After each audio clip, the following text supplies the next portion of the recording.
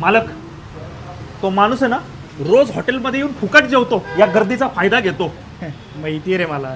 हो तुम्हाला माहिती आहे, तुम्ही काय बोलत नाही, मलाही काही बोलू देत नाही, पण त्याला मी आज सोडणार नाही. ऐक जरा, अरे त्या माणसामुळेच आपल्या हॉटेलमध्ये रोज एवढी गर्दी होतीये. त्याच्यामुळे कशी काय?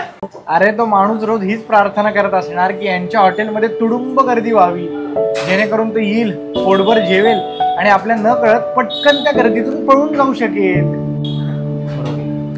ही गर्दी म्हणजे त्याचाच आशीर्वाद आहे, कळलं ना?